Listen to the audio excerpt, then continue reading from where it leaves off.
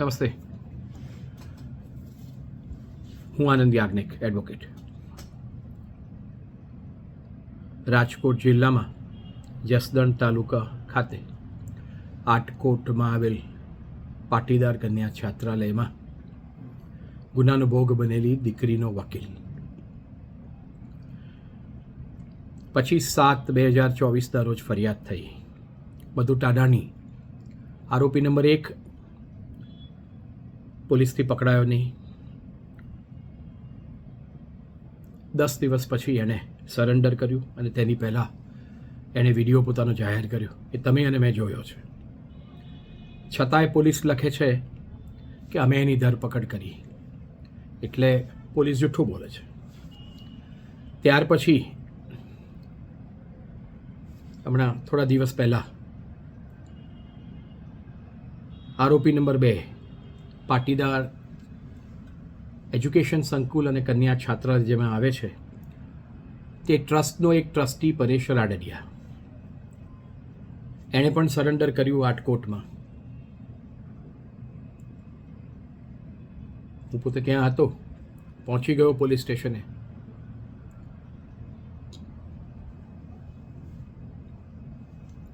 અને ફૂલોની પથારીઓ ઉપર પરેશ રાડડિયા બિરાજમાન હતા. એને વિશે મેં આની પહેલાં ચર્ચા કરી છે. આ સિવાય 2 આરોપી, એક અર્જન રામાણી.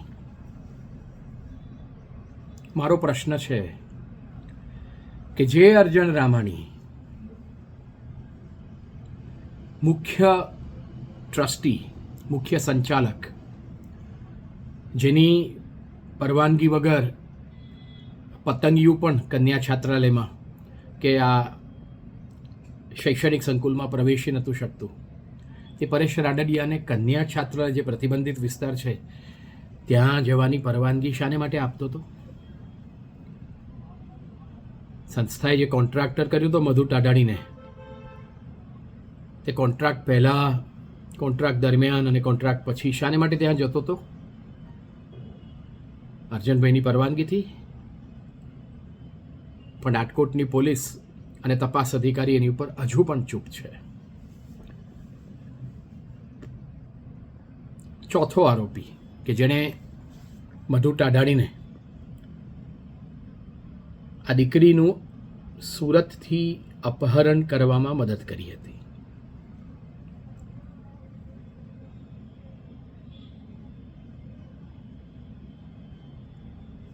ફરિયાદ જ્યારે 25/7/2024 રોજ થઈ, એના પછી રાજકોટના એસપી રાઠોડ સાહેબે ઢોલ મગારા ટીપીને એવું કહ્યું હતું કે આરોપીઓને શોધવા માટે એસઓજી,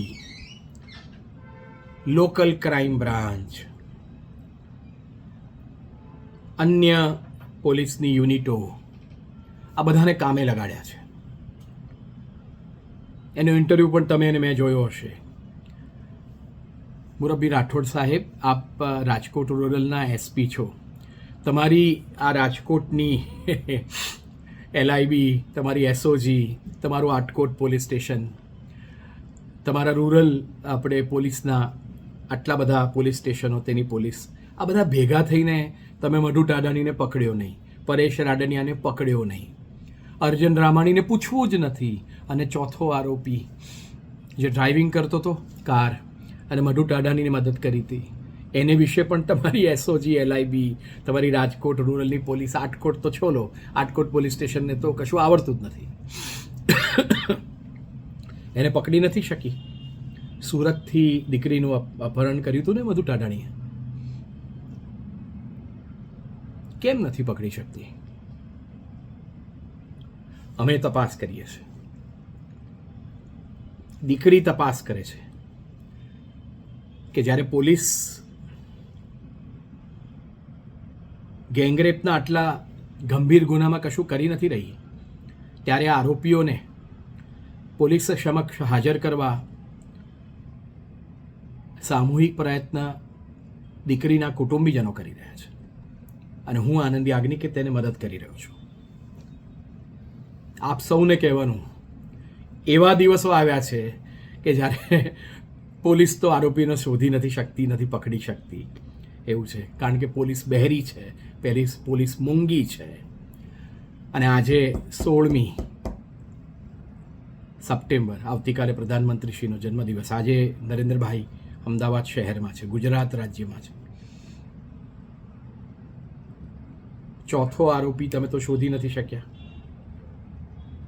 તપાસ અધિકારી કહે છે કે મઢુ ટાઢાણી બોલતો નથી અને એટલે અમને ખબર નથી પડતી. ક્યાં વાત.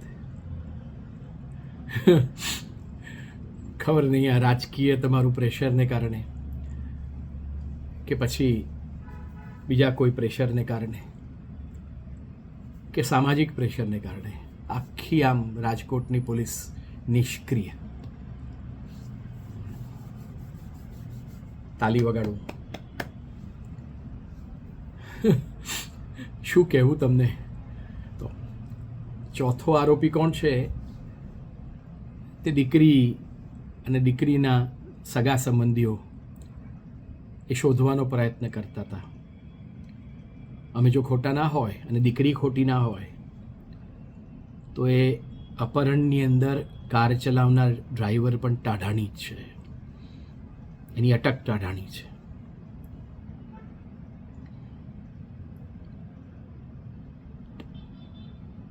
ફોટોગ્રાફ એનો અમારી પાસે આવી ગયો.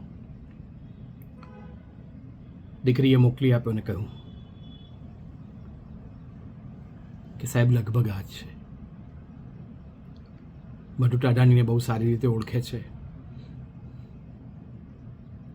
સુરત સાથે સંકળાયેલો છે.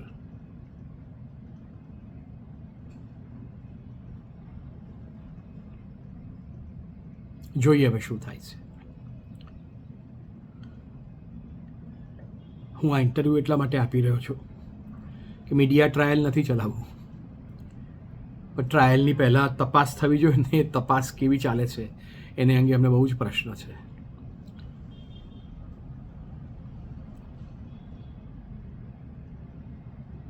અને પોલીસની આ નિષ્ક્રિયતા, પોલીસની અસફળતા, પોલીસની ઈચ્છાનો અભાવ આ સમગ્ર વર્તુળની અંદર એક તપાસ અધિકારી બહેન છે તેને વિશે અમે પ્રશ્ન નથી કરતા, પણ એ સિવાય સમગ્ર રાજકોટ પોલીસનો અમે પ્રશ્ન કરીએ છીએ. તપાસ અધિકારી એક લેડી પીઆઈ છે. ગુનાનો ભોગ બનેલી દીકરી કહે છે કે સાહેબ મને એમની વિશે ફરિયાદ નથી, એટલે હું જાહેર કરું છું કે એની વિશે અમને ફરિયાદ નથી, પણ તેની આસપાસ બાકીના બધા વિશે પ્રશ્ન કર્યું તો જરાય ખોટું નથી. આ ઇન્ટરવ્યૂ ચોથો આરોપીને પકડે તેની પહેલાં આપી રહ્યો છું. આજે અત્યારે 16મી તારીખ 3 વાગ્યા પ્રધાનમંત્રી પસાર થઈ રહ્યા છે જીએમડીસીના ગ્રાઉન્ડ તરફ જવા માટે. નીચેથી લાલ બત્તીઓ, એમ હજારો પોલીસો, હજારો સુરક્ષાકર્મીઓ પ્રધાનમંત્રીને માટે કામ કરે છે. અને સ્વાભાવિક છે કે આમાંના 50-100 જણા પણ ભેગા થઈ જાત ને તો ગેંગરેપની ભોગ બનેલી આ જે પાટીદારની દીકરી છે ને તેની તપાસ છે ને એ ફક્ત 48 કલાકમાં પૂરી થાત. પણ સરકારની ઈચ્છા નથી. કેમ? કારણ કે બીજેપીના કાર્યકર્તાઓ ગેંગરેપમાં સંકળાયેલા છે. પોલીસની ઈચ્છા નથી. કેમ? શાને માટે? આ શું ચાલી રહ્યું છે? પોલીસ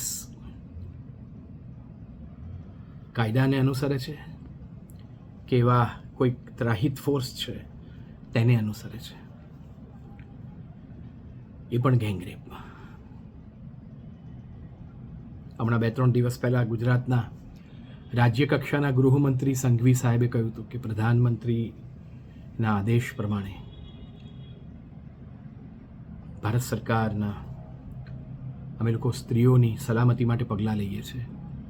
સ્ત્રીઓ સામેના ગુના ગુજરાતની અંદર ઓછા થયા છે, કંટ્રોલમાં છે, તેને વિશે એમણે વક્તવ્ય આપ્યું. ગૃહમંત્રી સાહેબ બોલે છે તો ખૂબ સરસ. આ પાટીદારની કન્યા વિશે ગૃહમંત્રી અજાણ છે? તો અહીંથી જાણ કરું છું. ગૃહમંત્રી સાહેબે તો એવું કહ્યું કે આપણા સ્ત્રી વિરુદ્ધના ગુનાઓમાં, એમાં પણ ગંભીર ગુનાઓમાં અમે ખૂબ ત્વરાથી, ખૂબ ઝડપથી કામ કરીએ છીએ. સ્પેશિયલ પોલીસ ફોર્સને કામ કરીએ છીએ. સંઘવી સાહેબ, આ આટકોટના પ્રસંગની અંદર તમારા શબ્દો સાચા ઉતરી રહ્યા છે કે આ ગુજરાતના તમારા સ્ત્રી સામેના ગુનામાં ગુજરાત સરકાર અને ગુજરાતની પોલીસ કેટલી સક્રિય છે તેમાં આટકોટનો પ્રસંગ એ અફવા છે? હજુ પણ સમય વીત્યો નથી. જોઈએ છે સરકારની નિષ્પક્ષતા, પોલીસની આવડત, ઈચ્છા અને સક્રિયપણું. જય હિન્દ.